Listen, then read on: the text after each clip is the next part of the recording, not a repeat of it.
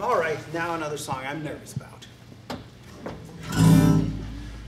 it's just, it's especially nervous because I offended some of you, and I'm sorry. I don't want to do that. I don't think that has to be part of Night of Music. I didn't mean that. I did see people walk out with their coats. It wasn't kind of a babysitter sort of a thing. It wasn't like looking over their shoulder like, what's the next song? It was like, yes, we're getting out of here. Come on, let's go. So it makes me sad that we can't. I met three houses down from our house. We met this wonderful couple and started up a conversation about gardening, and we have common interests. You know, he has a motorcycle. You know, it was getting to be a friendship. And then he sort of like kind of says, you know, I never usually go this far without asking you. And then he said, you know, politically, I gotta be sure. And Nance, she's never subtle. She's always honest. She says, sorry, Democrats. And the guy said, okay, thanks for telling me, because, you know, I mean, I don't want to have to invest a bunch of time and realize that we can't really be friends. And I thought, really, come on, who says? I mean, I would love to talk. If we can just talk, that would be fun. But I realize now that so much of what makes me sad is that people don't come to ideas as if they're, well, kind of like, well, here's how to say it. I'm getting preachy. I should just play songs. But the thing that I wanted to say, see if I can say it succinctly and upliftingly. Let's see. How do I get there from here? This is why I rely on song.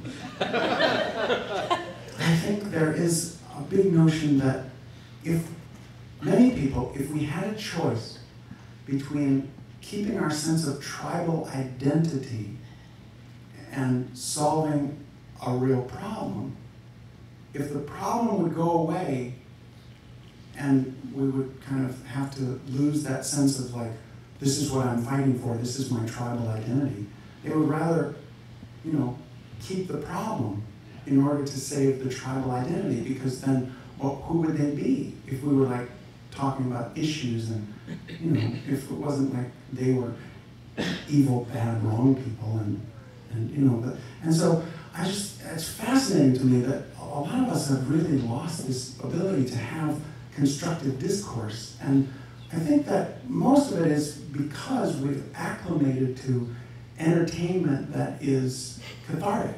If you're stuck in traffic and you're going to a job you don't like anyway, you want to listen to somebody who's, you know, never in doubt. Frequently wrong, but never in doubt.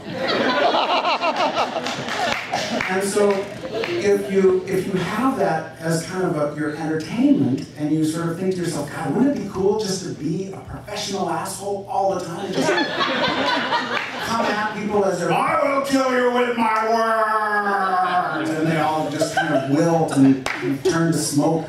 And you think, God, that would be so cool, because you realize that you're going to go to work and not do that.